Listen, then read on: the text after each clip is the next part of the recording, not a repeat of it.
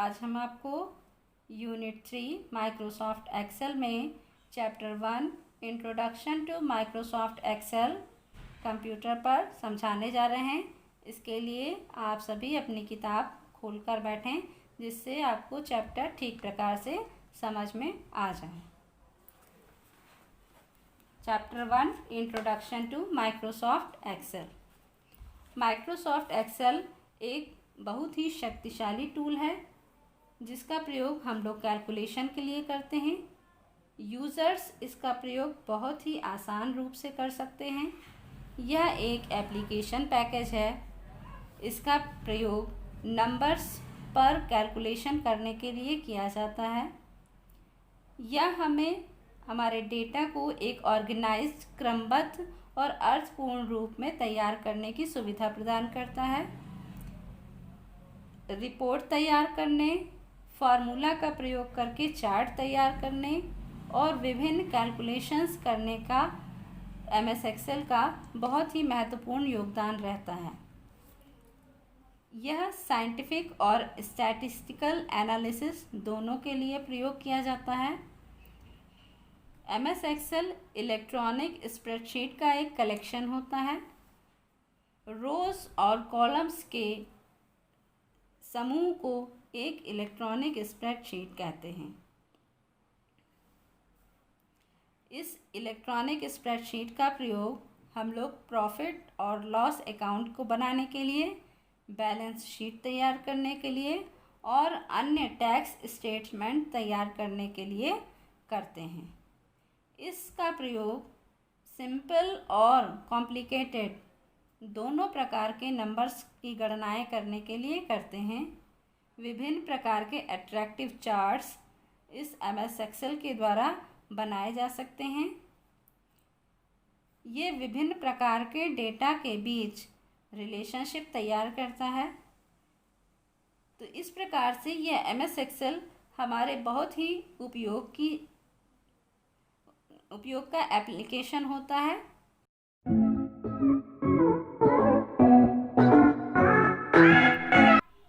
इसमें next heading है workbook. जैसे हम लोग के पास एक बुक होती है उसी प्रकार से इस एमएस एक्सेल में भी वर्कबुक होती है। हमारी बुक के कई पेजेस होते हैं तो उनको हम लोग पेजेस कहते हैं। यहाँ पर एमएस एक्सेल में जो पेजेस होते हैं उनको वर्कशीट कहते हैं। जब भी हम कोई एमएस एक्सेल में कोई नई फाइल खोलते हैं तो बाय डिफ़ॉल्ट उसका नाम बुक 1 ही खुलकर आता है। इसी तरह से हम बुक 2, बुक 3 आदि भी खोल सकते हैं। एमएस एक्सेल की वर्कबुक में कई वर्कशीट्स होती हैं। उनका नाम शीट 1, शीट 2, शीट 3 आदि होता है।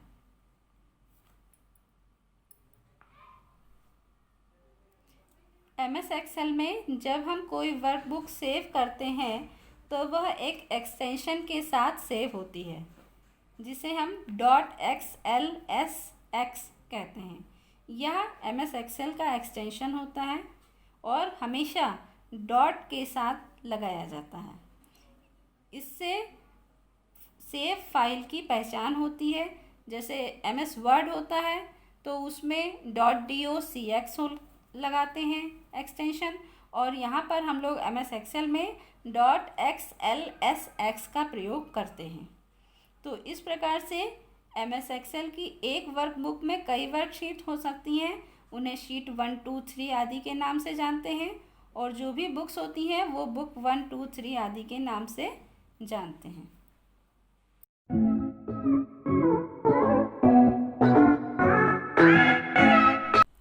नेक्स्ट हेडिंग है data and types of data. Data क्या होता है? डेटा एक प्रकार की वैल्यू होती है जो विशेष कार्य के लिए यूज़र द्वारा इंटर की जाती है। इसी डेटा को सेल एंट्री भी कहा जाता है। डेटा 3 प्रकार के होते हैं। नंबर 1 टेक्स्ट, नंबर 2 नंबर और नंबर 3 फार्मूला। जब हम कोई भी अल्फ़ाबेट टाइप करते हैं जैसे कि राम, मोहन, सीता, गीता, इस तरह से कोई अल्फ़ाबेट टाइप करते हैं वो टेक्स्ट टाइप की एंट्री होती है।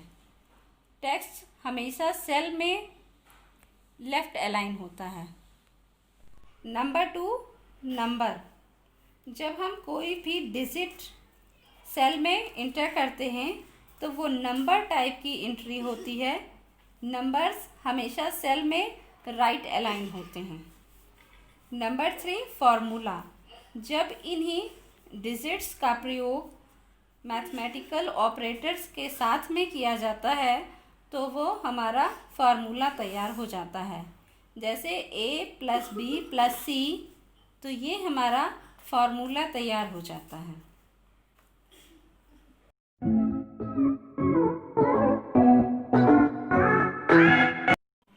नेक्स्ट हेडिंग है स्टार्टिंग MS एक्सेल, अर्थात MS एक्सेल कैसे स्टार्ट करेंगे। तो आइए देखते हैं MS एक्सेल कैसे स्टार्ट करेंगे। इस समय आपका विंडोज़ का स्क्रीन खुलकर आ रहा है, जिसे हम लोग डेस्कटॉप भी कहते हैं। तो इस डेस्कटॉप में ये देखिए सबसे नीचे टास्क बार होता है। ये तो आपको कई बार बताया जा चुका है। ये सबसे नीचे की जो पट्टी कहलाती है ये टास्क बार कहलाती है। और इसमें देखिए जैसे ही हम पॉइंटर ले गए तो ये स्टार्ट के नाम से बटन दिखाई देने लगता है। तो ये स्टार्ट बटन पर क्लिक करते हैं और उसके बाद यहाँ पर आपको पॉपअप मेनू खुलकर आ जाता है। इसमें हम लोग स्क्रॉल करके देख लेते हैं। ये देखिए माइक्रोसॉफ्ट ऑफिस, सबसे पहले स्टार्ट पर क्लिक किया, उसके बाद माइक्रोसॉफ्ट ऑफिस पर क्लिक किया और उसके बाद माइक्रोसॉफ्ट ऑफिस एक्सेल 2007 पर क्लिक कर देते हैं। इस प्रकार से ये आपकी माइक्रोसॉफ्ट एक्सेल की विंडो खुलकर आ जाती है। ये हमारे कंप्यूटर में विंडोज़ 10 पड़ा हुआ है, इसलिए डायरेक्ट ऑफिस से खुलकर आया है। और आपकी बुक के अकॉर्डिंग सबसे पहले स्टार्ट बटन पर क्लिक करते हैं, उसके बाद और प्रोग्राम्स ऑप्शन पर क्लिक करते हैं, उसके बाद माइक्रोसॉफ्ट ऑफिस पर क्लिक करते हैं और उसके बाद MS एक्सेल ऑप्शन पर क्लिक करते हैं। उसके बाद ये आपकी विंडो MS एक्सेल की खुलकर इसी प्रकार से आ जाती है।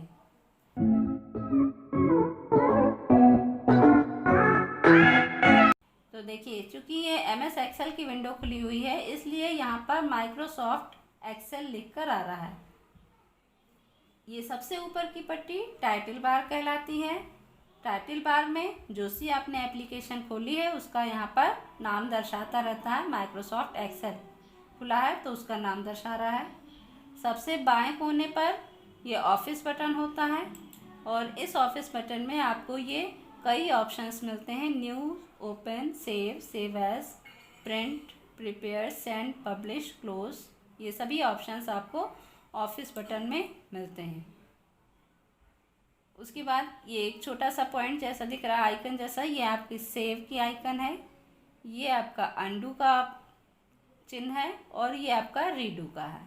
तो इस प्रकार से बाएं तरफ हमारे ये ऑप्शंस दिखाई देते हैं। दाहिनी ओर आए तो ये माइनस के चिन्ह वाला मिनिमाइज बटन, ये बटन विंडो को छोटा करके टास्क बार पर ले आता है।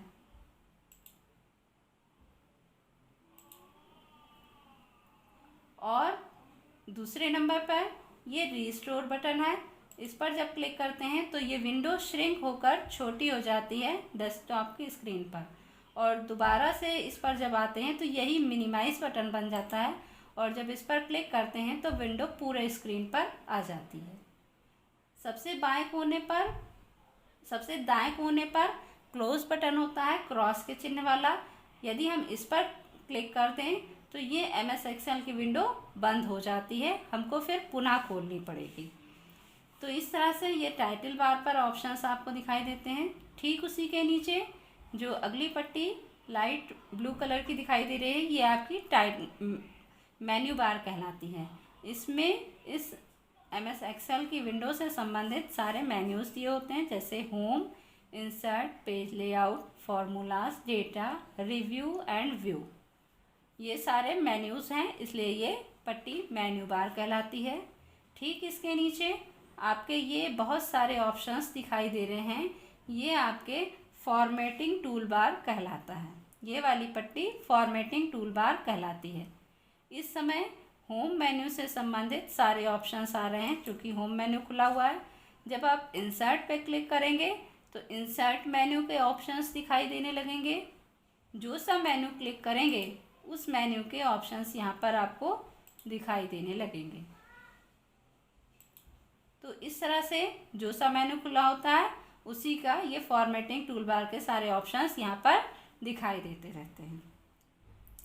इस फॉर्मेटिंग टूल बार के ठीक नीचे ये देखिए जहाँ पर A1 लिख कर आ रहा है, ये नेम बॉक्स कहलाता है। ये नेम बॉक्स जिसमें A1 लिखा है ये दर्शाता है कि हमारा सेल पॉइंटर इस समय किस सेल में है। यहाँ पर देखें आपका ये A के नीचे और 1 के ठीक दाहिनी ओर एक सेल डार्क लाइन वाली दिखाई दे रही है। तो इस समय हमारा सेल पॉइंटर A1 में है और नेम बॉक्स में ये दर्शा रहा है कि सेल पॉइंटर कहाँ है। ठीक इसी के दाहिनी ओर ये जो बहुत बड़ी सी लंबी पट्टी दिखाई दे रही है ये कहलाती है फॉर्मूला बार। जब हम कोई कैलकुलेशन करते हैं तो इस फॉर्मूला बार में यहाँ पर फॉर्मूला लिखता जाता है। इसके ठीक नीचे आए तो ये देखते हैं हम लोग ये ABCD करके ये सारे आपको जो खड़े हुए स्तंभ के रूप में दिखाई दे रहे हैं ये आपके कॉलम्स कहलाते हैं। ABCD ये सब कॉलम्स हैं जो कि हमने आपको शुरू में भी बताया था। और 1 2 3 4 ये जो आपकी पड़ी हुई लाइंस आ रही हैं ये आपकी रोज कहलाती हैं। क्षैतिज लाइन रोज कहलाती हैं और ऊर्ध्वाधर लाइंस कॉलम्स कहलाते हैं। इन रोज और कॉलम्स के इंटरसेक्शन से जो एक स्ट्रक्चर तैयार होती है ये कहलाती है सेल। ये देखिए आपकी एक सेल है, ये आपकी सेल कहलाती है। अभी आगे बता रहे हैं कि ये आपका जैसे A है तो ABCD ये सब आपके कॉलम हेडर कहलाते हैं और 1 2 3 4 ये रो नंबर कहलाते हैं। नेक्स्ट हेडिंग है स्टेटस बार और ये स्टेटस बार यहाँ पर इस वर्कशीट के सबसे नीचे पर आता रहता है। देखिए यहाँ पर जहाँ रेडी लिखा हुआ है ये जो पूरी पट्टी है ये स्टेटस बार कहलाती है। इस स्टेटस बार में यह शो करता है कि हमारा सेल पॉइंटर इस समय कहाँ पर है और उसमें क्या लिखा जा रहा है।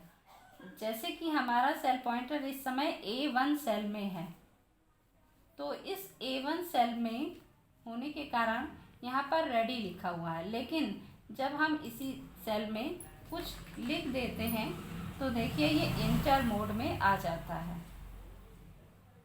तो ये स्टेटस बार शो कर रहा है कि इस समय किस सेल में लिखा जा रहा है। अगर यही हम किसी और सेल में ले जाएं, सेल पॉइंटर किसी और सेल में ले जाएं तो देखिए फिर यहाँ पर रेडी लिख कर आ गया है और इसी में अगर हम फिर से कुछ लिख दें तो ये फिर से इंटर आ जाएगा। स्क्रॉल बार। स्क्रॉल बार का प्रयोग हम अपने पेज को दाएं बाएं या ऊपर नीचे खिसकाकर देखने के लिए करते हैं। यदि हमारा कार्य एक स्क्रीन से अधिक का है तो उसके लिए स्क्रॉल बार का प्रयोग करते हैं।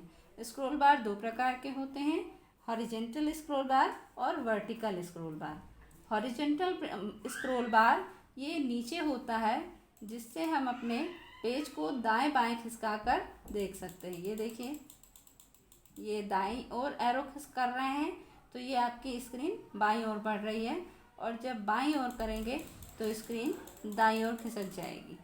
तो इस तरह से आप स्क्रीन को दाएं बाएं खिसकाकर देखने के लिए हॉरिजॉन्टल स्क्रॉल बार का प्रयोग करते हैं।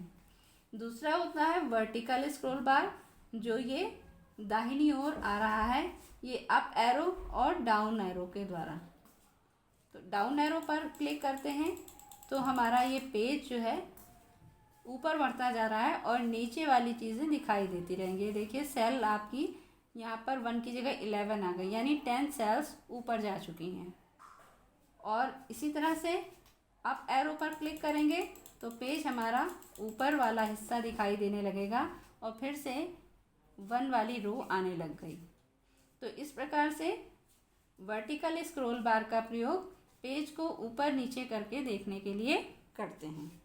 इस प्रकार से आज यूनिट 3 का चैप्टर 1 समाप्त हो गया है। जो कुछ आज हमने आपको कंप्यूटर पे करके बताया है, इसको आप अपने कंप्यूटर सेट पर करके देखेंगे, इसकी प्रैक्टिस करेंगे और इस वीडियो को देखने के बाद अपने व्यूज़ हमें भेजेंगे कि आपको समझ में आया या नहीं। Okay, good bye.